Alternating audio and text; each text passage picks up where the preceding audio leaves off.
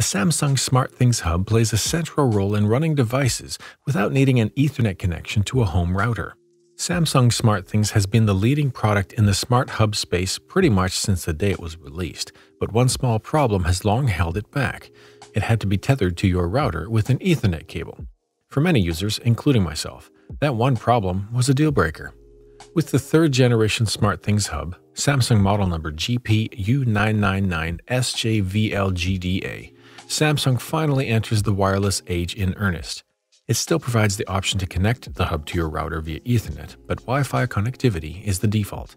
The SmartThings V3 Hub has roughly the same footprint as the older model, but it's a hair thinner and has a rounder shape. Although you can't connect this hub via Wi-Fi to your router, the newer model also has an Ethernet port for a hardwired connection. Setting up a connected hub is generally easy, and that's what we found with the Samsung Hub. Normally, you power up the device, connect it to your home Wi-Fi, and download the Samsung SmartThings app from the App Store, iOS. There are two apps in the store, SmartThings and SmartThings Classic. The Classic version is for existing Samsung SmartThings users who have older hubs. For your third-gen hub, you'll need the SmartThings app. After creating an account, choose Add Device and follow the app's instructions to connect the hub to your home Wi-Fi. You can use either an Ethernet cable or a wireless connection. We chose the latter. The hub can connect to Zigbee and Z-Wave devices from 50 to 130 feet away, depending on the construction of your home. But because you can connect this hub to your router via Wi-Fi, placing it in the ideal location in your house is much easier. Samsung counts 329 compatible products on its Works With page, and while there's a bit of duplication, 7 of those products are different Philips Hue bulbs, for example.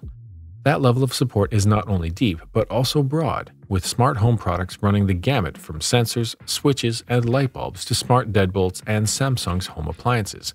There's one USB port on the back, one fewer than in the previous generation, but as with the second generation hub, you can't use this port for anything.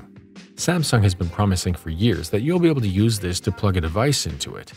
I'm beginning to lose hope. Same goes with the Bluetooth module in both hubs, which is used for setup only. The main reason to use SmartThings is not that you can control smart home devices from a single app, but that you can link them together. So, for example, you can have a smart speaker play a sound if your doorbell camera detects motion, the water sensor gets wet, or you arrive home.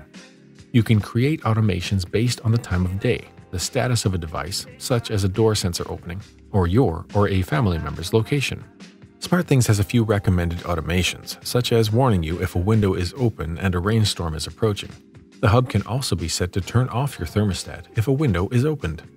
The bottom line is that right now, the SmartThings Hub remains the most DIY-friendly path to a fully featured smart home, doubly so if you're already invested in Z-Wave and Zigbee devices. If you're already using the second-generation SmartThings Hub, on the other hand, you should probably stick with it. Migrating to the third-generation hub will be painful and, for most people, unnecessary.